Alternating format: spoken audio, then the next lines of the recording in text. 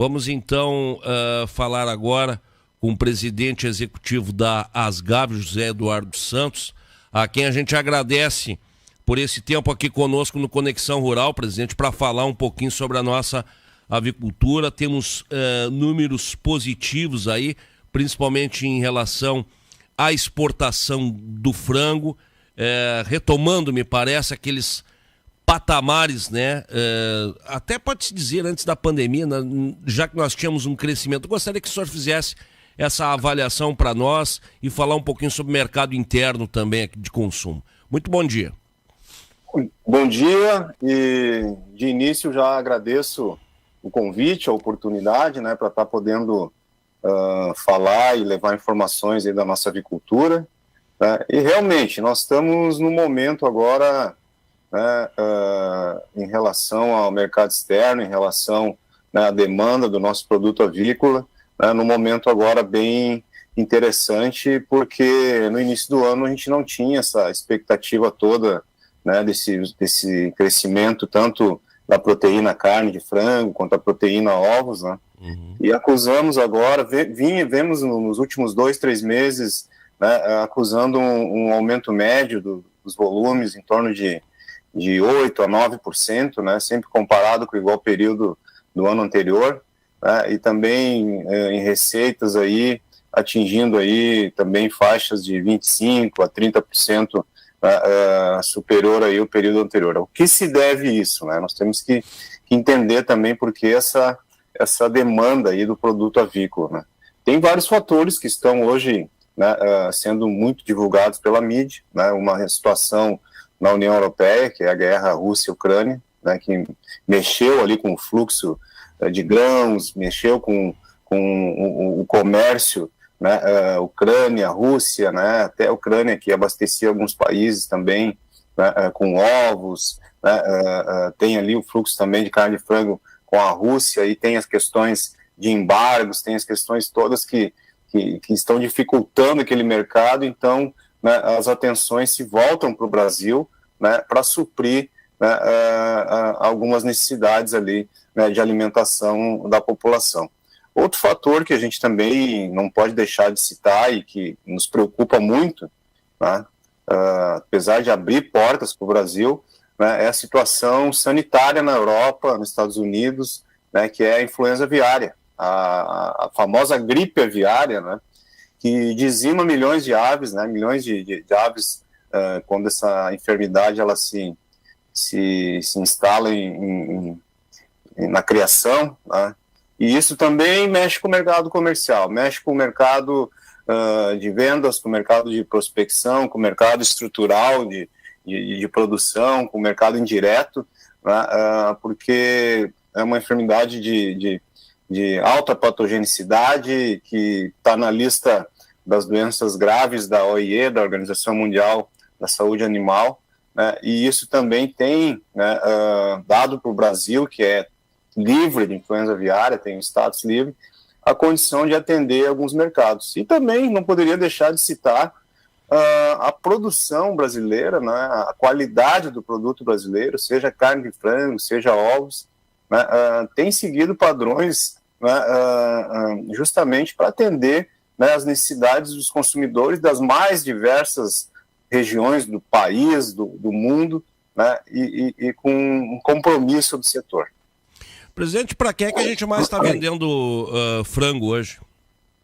A nível internacional, hoje, Emirados Árabes, né, tem nos demandado muito, Filipinas também, União Europeia, justamente pelo que eu citei anteriormente, né, a Coreia do Sul também tem se destacado aí nos últimos tempos, né, e a África também, né, vem demandando, né, até recentemente a África tinha um processo antidumping contra o Brasil, né, taxando o frango brasileiro, e viram que não tinham condições de se autoabastecer e também sofrendo os reflexos dessas crises internacionais, voltaram atrás, reduziram a tarifa, né, acima, né, para compensar essa dita, né, condição aí de dumping, né, e voltaram atrás, derrubaram. Então a África começa também a demandar mais o produto brasileiro. E como você pediu ali, né, mercado interno, o que acontece no mercado interno? Né? Nós temos essa situação da exportação que ela atende, né, uma determinada fatia do nosso setor produtivo, cooperativas, indústrias, né, produtores que têm a inspeção federal e têm condição de exportar. Porém, por outro lado, no mercado interno, nós temos indústrias também, cooperativas, produtores que não exportam, dependem unicamente ou do seu mercado doméstico regional, que eu digo dentro do estado, ou municípios, né, que comercializam esses produtos. No entanto, todos esses atores, né, da cadeia produtiva, né, mesmo com os números que a gente vem apresentando aqui, por exemplo, né, janeiro a setembro, um crescimento na ordem de 9% nos volumes de carne de frango, chegando a 575 mil toneladas, né, janeiro a setembro desse ano, em receita 30%, né, ovos, né, um aumento significativo de 51% de janeiro a setembro de 22, comparado com janeiro a setembro de 21, né. Isso aí tudo reflete o que eu citei anteriormente, mas é importante citar, né, que isso é um momento que nós estamos vivendo em detrimento, né, a toda essa movimentação e essas crises que estão acontecendo no mundo. Tá? E aí nós precisamos também ver a questão nossa estrutural de competitividade, de insumos, de logística e de armazenagem, né, porque se a gente só olhar para esses dados, né, de exportação e não prestar atenção nessa parte toda estrutural, né, de condição de competitividade do setor, lá na frente a gente pode ter problema. O senhor sabe que ontem me chamou a atenção uma declaração do candidato à presidência da República, Luiz Inácio Lula da Silva, quando ele falava lá no Recife sobre a fome no Brasil e fazia uma comparação, não pode um país que exporta bastante, como o Brasil, o povo tem que viver nas filas atrás de osso e carcaça de frango. Foi esse o termo que ele usou. Nós tivemos o frango aí, que foi o grande garoto propaganda do governo Fernando Henrique Cardoso. O senhor lembra, né? Na época do Plano Real, né? Foi a âncora do Plano Real. Foi a âncora, né? E o frango ainda continua acessível. Qual é a preocupação do setor, presidente, em relação a esses discursos um tanto quanto fervorosos, né? E que às vezes, na verdade, não condiz, né, com a realidade? Eu estou me referindo aqui a mercado e a preços até, né? Porque o frango nós temos aí um valor bem acessível à população, né? Bom, primeiramente a gente tem que entender, né, que hoje as crises em relação à desnutrição, elas acontecem, né, no Brasil, em outros países desenvolvidos, mas também se intensifica muito, né, essa situação agora no momento político, né? E também quando se fala isso, né, nós temos que avaliar o seguinte, né, se isso acontece é porque os nossos gestores que presidiram o país anteriormente, né, não tiveram políticas, né, estruturantes e políticas, né, que levassem um condicionamento melhor para o setor, né, bem pelo contrário, desestruturaram, desaparelharam, né, fizeram uma série de situações que geraram esse problema, né, que foi citado pelo candidato. Então, antes deles falarem, eles têm que botar o dedo na consciência e ver onde eles erraram, né, durante sua trajetória. De 14 anos, né, presidente? De 14 anos, né? Não foram 14 meses. Né? Então, acho que como eu disse, são situações que são, né, agora, né, são intensificadas durante a campanha eleitoral, né? Mas que nós precisamos ver que o Brasil a avicultura produz alimento em larga escala, desenvolveu todo um aparato tecnológico junto com as indústrias e cooperativas e seus produtores, porque se não fosse o nosso setor, também nós teríamos aí um espaço, né, ainda maior no Brasil e no mundo, né, com falta de alimentos, né, porque o nosso setor supre a necessidade, né, da população brasileira em todas as classes sociais. As dificuldades que tem, eu volto a insistir, né, são consequências de governos incompetentes na gestão do próprio candidato, como falou, né?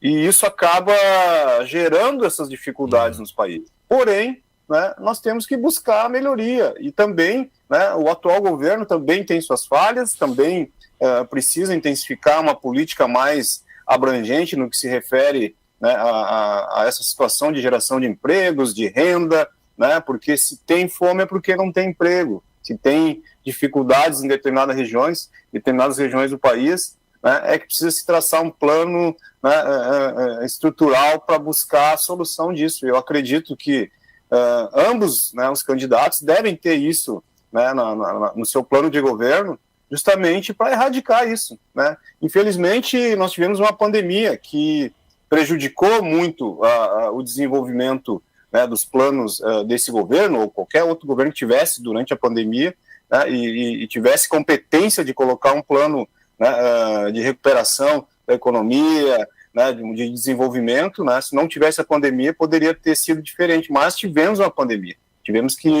o governo teve que redirecionar recursos, né, para atender milhões de pessoas, milhões de famílias que até então, né, não se falava, né, que tinha esse problema e foi citado de buscar alimentos, fome, carcaças e tudo mais, né?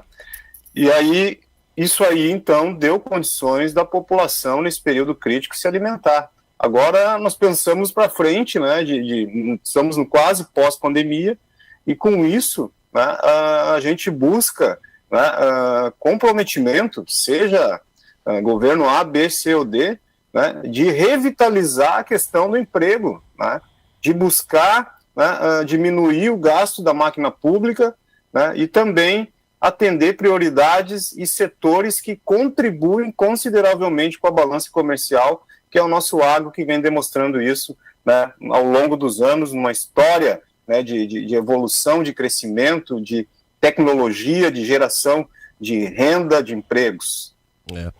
Presidente, uma coisa que vocês sempre tocam, né, e não adianta, é parte da nossa produção a questão dos cálculos de custo, né, e a alimentação dos aviários, a alimentação dos nossos plantéis aí é importantíssimo, né, e nos últimos tempos a gente tem tido uma dificuldade, principalmente em relação ao farelo do milho, né, ao milho. O senhor tem tido uma participação bastante efetiva e bastante ativa aí nessas etapas do Duas Safras, né? Que eu tenho certeza que o senhor veio com bons olhos até para a gente poder equacionar melhor essa questão aí da alimentação dos plantéis. Nós temos 21 frigoríficos aqui no estado do Rio Grande do Sul, né? O que representa esse ganho aí na alimentação, nessa oferta de alimentos aí das nossas aves, e o que representa, presidente, a avicultura aqui para o Rio Grande do Sul, para a economia do estado?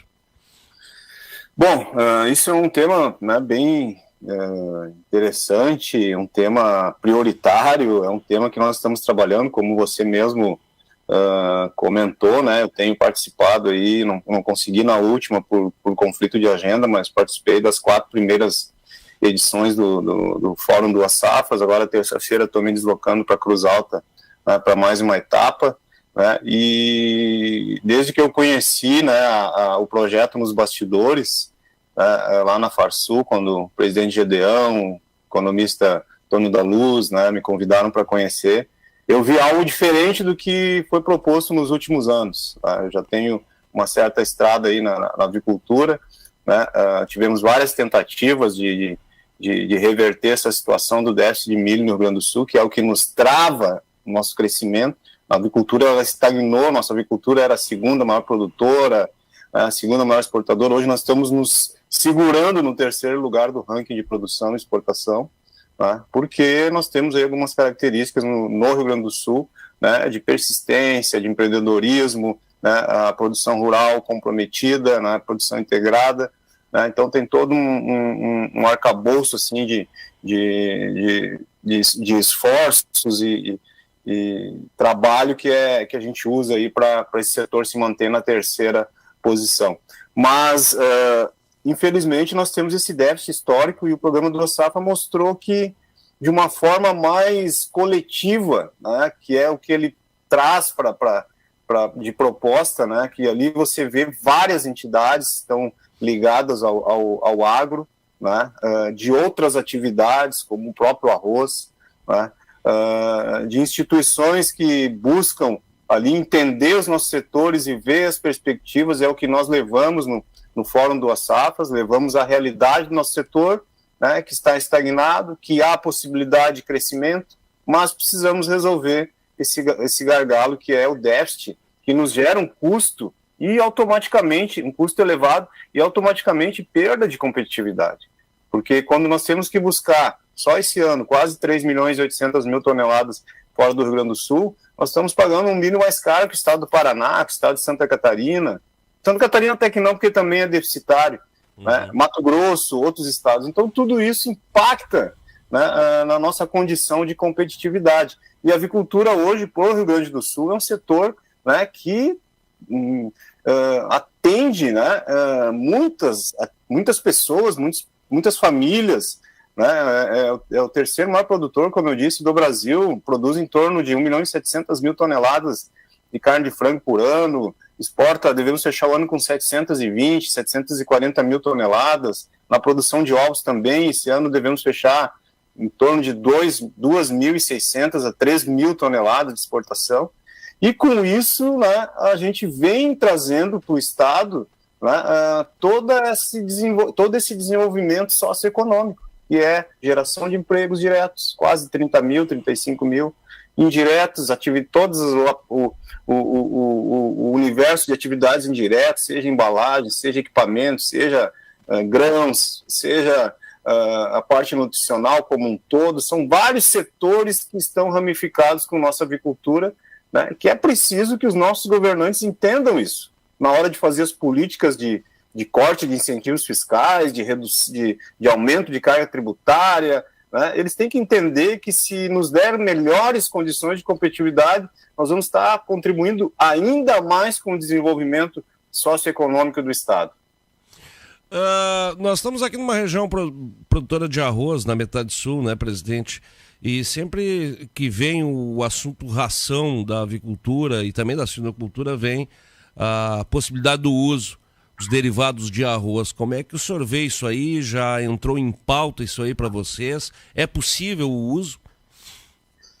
Olha, esse assunto ele vem à tona, né? Principalmente quando acontecem situações como nos últimos anos, aí, as estiagens, né? O alto custo do grão, subindo aí mais de 100%, né? Em algumas fases aí da nossa atividade. Yeah.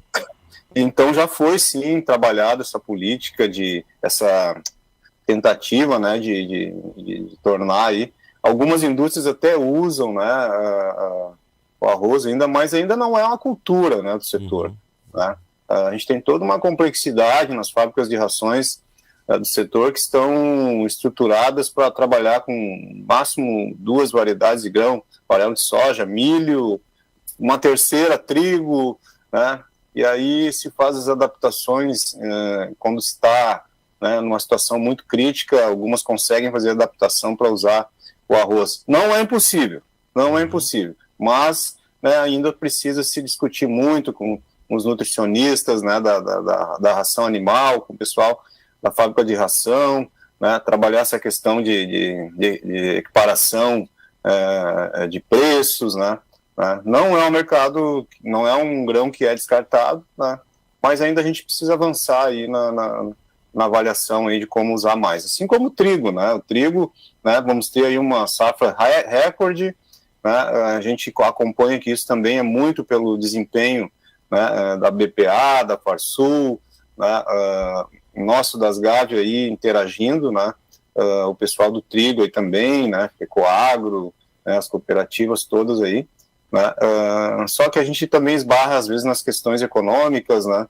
Então tudo tem que ser construído, tudo está interligado à situação econômica do país e toda a situação cambial, né? Então se exporta trigo, ótimo, temos déficit também, né?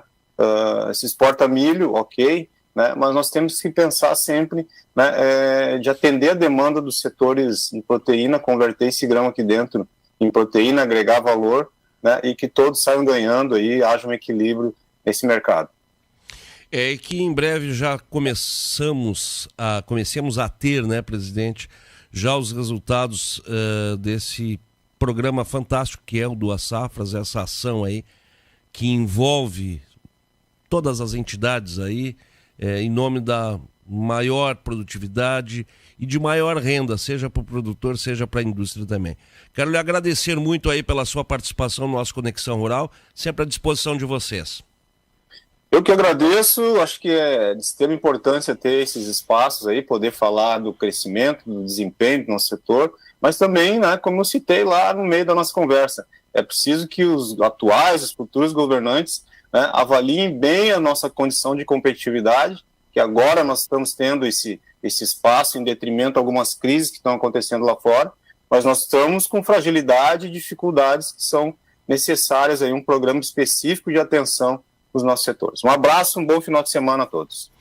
José Eduardo Santos, presidente da nossa Asgav. A Fazenda Palma possui suas áreas sistematizadas. Esse formato permite que a irrigação seja uniforme em todos os quadros de lavouras, o que auxilia na qualidade da produção de sementes. Qualidade do início ao fim, é com as sementes Rancho King.